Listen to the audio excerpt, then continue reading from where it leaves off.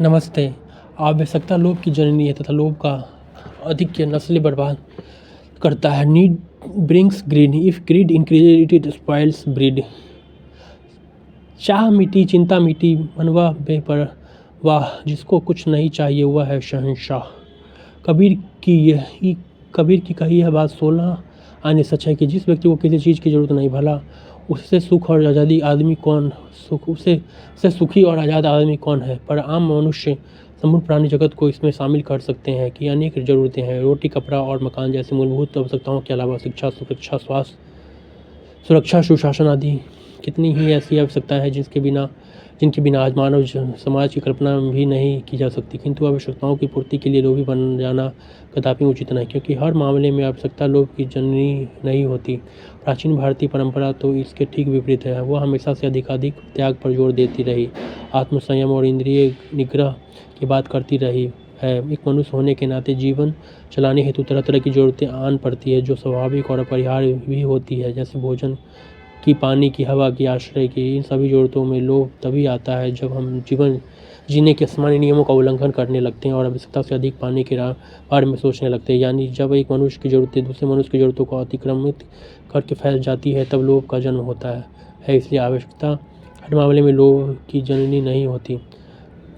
सामान्य मामलों में यह वह आविष्कार की जननी होती है। आज दुनिया जिस महान वैज्ञानिक सभ्यता के रूप में मौजूद है, उसके पीछे ये लोभ थे। यह कहना उन महान वैज्ञानिक आविष्कारों का अपमान करना होगा जिन्होंने दुनिया को पाषाण युग से उत्तर आधुनिक युग में पहुंचा दिया। अगर एडिसन ने बल्ब बनाया तो यह उनका लोभ नहीं, बल्कि समुदाय की आवश्यकता के प्रति संवेदनशीलता थी।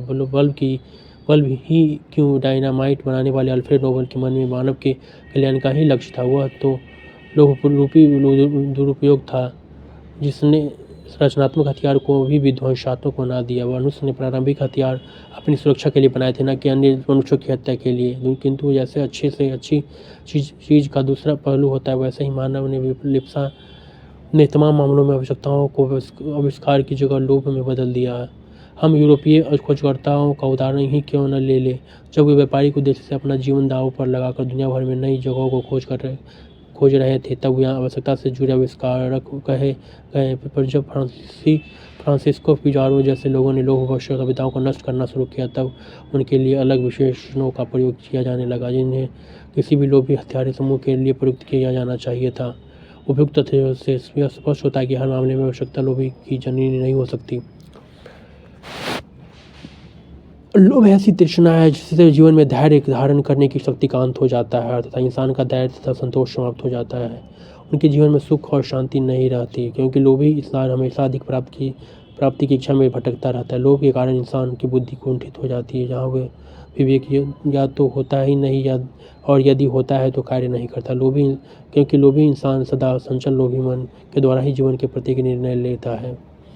उसका मन सदैव इंद्रियों के वशीभूत कार्य करता है, यानी उसका अपने पर नियंत्रण नहीं रह जाता है। लोभ इंसान को कब बेईमान बना देता है, उसे स्वयं भी एहसास नहीं होता। वह कब भ्रष्टाचारी एवं चोर बना तथा उसने कब किसी के मन को ठोस पहुंचाई, इन सब बातों को सोचने और समझने की शक्ति लोभी इंसान में नहीं रहती।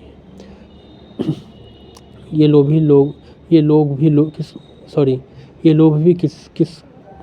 भी किस्म किस्म के होते हैं, जैसे पद का लोभ, धन का लोभ, शक्ति का लोभ, यश का लोभ आदि। लोभ न केवल अन्य लोगों को कष्ट देता है, बल्कि खुद लोभी को भी हर तरह से कष्ट देता है। लोभ किसी भी प्रकार का हो, जीवन को कष्टदायक भी बनाता है। जैसे भोजन के लोभी मनुष्य स्वाद में चक्कर में अधिक मात्रा में भोजन खाकर पेट की पीड़ा से गुजरते हैं। अधिक उपवसायुक्त एवं नुकसानदायक पदार्थों के सेवन से अपना वजन बढ़ा लेते हैं, जिससे भयंकर बीमारियां उनके शरीर को उनको नर्क समान बना देती है। किंतु बीमारियों की पीड़ा, इलाज पर होने वाले खर्च में शरीर की कार्य क्षमता के ह्रास को रोका जा सकता है। यदि हम भोजन का प्रयोग स्वास्थ्य के लिए करें और स्वाद से दूर रहें तो हमारा जीवन सुखमय होगा। वर्तमान समय में भोजन कुछ लोगों के लिए शरीर की आवश्यकता नहीं, बल्कि सामाजिक दिखावे और धन प्रदर्शन का माध्यम बन गया है। भोजन में जंक फूड, शराब जैसी चीज़ें शामिल होती जा रही है और साथ में ला रही है भयंकर लाइफ स्टाइल बीमारियाँ और प्रकृति का निर्मम दोहन। आज एक अमेरिकी मानव सामान्य आवश्यकता का 6 गुना भोजन बिहेवियर इस्तेमाल कर रहा है। इसमें उसके द्वारा बड़ी मात्रा में छोड़ा गया खाना भी होता है। अगर इस अमेरिकी जीवन शैली में हम अभ्यस्त हो गए हैं। जैसा कि दुनिया भर का उच्च और मध्य वर्ग प्रयासरत है, तो हम मनुष्यों की आवश्यकताओं को यह अकेली पृथ्वी पूरा करने में सक्षम नहीं होगी। इसके लिए 3 पृथ्वियों की आवश्यकता पड़ेगी। वस्तुतः आज का युग बाजार का युग है। वस्तुतः आज का युग बाजार का युग है। यह बाजार आवश्यकता की वस्तु ही नहीं बेचती, बल्कि हमारे लिए नई और अनावश्यक आवश्यकताएं भी पैदा करता है, अथवा वह आवश्यकता की परिभाषा भी बदल देता है। जैसे हम आमतौर पर प्यास लगने पर पानी पीते हैं, पर कोक, पेप्सी, स्प्राइट वाले अपनी कोल्ड ड्रिंक्स पीने की सलाह देने लगे और तमाम जनता उसे मानने भी लगी है। मोबाइल इस ज़माने की एक आवश्यकता बन गया है। इतना ही होता तो कोई दिक्कत न होती, क्योंकि तमाम तरंगीय खतरों के बावजूद यह एक उपयोगी उपकरण है। पर बहुत चालाकी के साथ मोबाइल कंपनियों ने मोबाइल को हैसियत से जोड़ दिया है। इसी के साथ मोबाइल की आवश्यकता लोभ में परिवर्तित हो गई है। कवि मंगलेश नए युग के नए शत्रु यानी उपभोक्तावाद से हमें सचेत करते हुए कहते हैं, वह अपने को कंप्यूटरों, टेलीविज़नों, मोबाइलों, आईपैडों की जटिल आंतों के भीतर फैला देता है। किसी महंगी गाड़ी के भीतर उसकी छाया नज़र आती है, लेकिन वहाँ पहुँचने पर दिखता है वह वहाँ नहीं है, बल्कि किसी दूसरी और ज़्यादा नई गाड़ी में बैठ कर चल दिया है। सभी प्रकार के लोभों में अधिकाधिक धनार्जन और शक्ति संचयन का लोभ अधिक व्यापक रहा है। तीव्र उपभोक्तावाद के दौर में जब भौतिकता के विस्तार पर ज़्यादा जोर है तो एक चीज़ पा लेने के बाद दूसरी चीज़ पाने की इच्छा पैदा हो जाती है। इच्छा का लक्ष्य संतुष्टि नहीं, बल्कि स्वयं इच्छा ही होती जा रही है। लोभ ही जीवन का संचालक बनता जा रहा है। कहा भी गया है कि मानव शरीर मर जाता है, लेकिन लालची का लोभ नहीं मरता। लोभ यानी ज़रूरत या ज़रूरत से अधिक की चाह, जो सिर्फ स्वार्थ के लिए हो। लोभ किसी भी चीज़ के लिए हो सकता है, भोजन, रुपया, सेक्स, वस्तुएं, प्रसिद्धि, ज्ञान, प्रतिष्ठा, कुछ भी। लोभ का रोग तब और भयानक हो जाता है जब हम स्वयं को उसका पात्र मान ले बैठते हैं और उसका मिथ्या अभिमान भी हमें हो जाता है। यह लोभ ही है जिसने सभ्यता की शुरुआत में रक्त रंजित युद्धों को जन्म दिया। अधिक से अधिक जमीन और बड़े साम्राज्यों को अन्न बनाने का लोभ संक्रामक बीमारियों की तरफ फैला गया, और उसने मानवता को जो बलि ली उसके लोमहर्ष आख्यानों से इतिहास भरा पड़ा है। आज भी हमारे समाज की समस्याओं की जड़ भ्रष्टाचार जैसी चीज़ों के पीछे लोभ का ही हाथ है।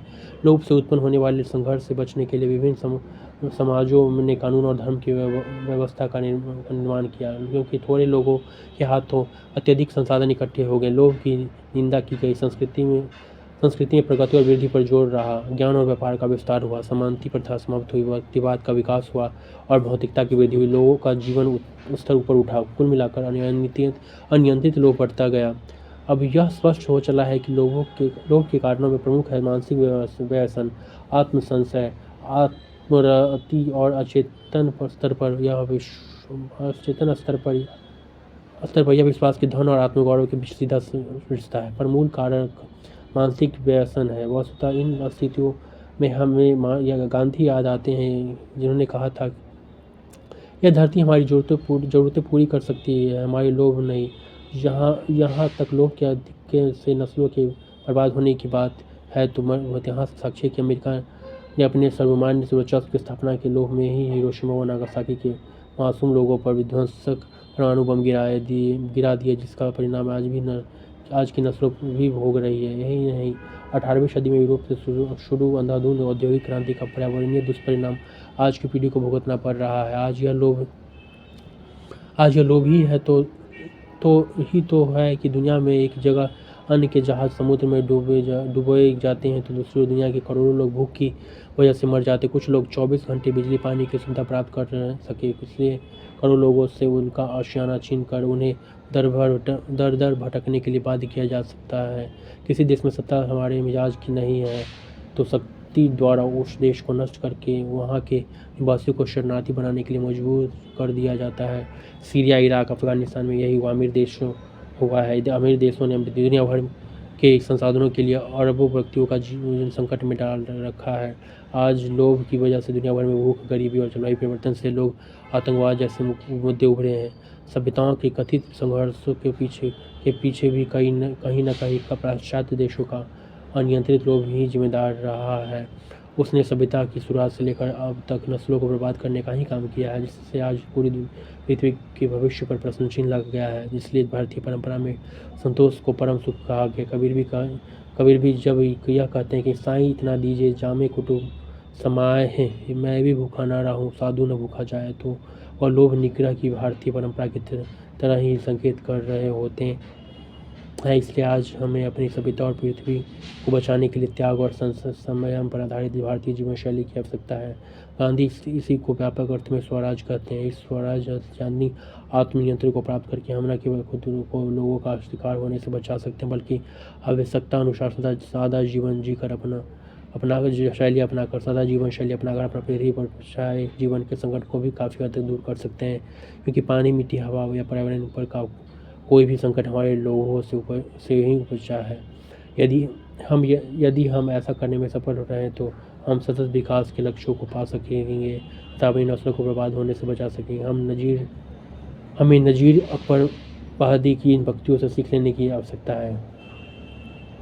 हमें नज़ीर अकबर आबादी की इस पंक्ति से सीख लेने की आवश्यकता है। सब डांट पर परा रह जाएगा जब लाद चलेगा बंजारा। सब डांट परा रह जाएगा जब लाद चलेगा बंजारा। Thank you.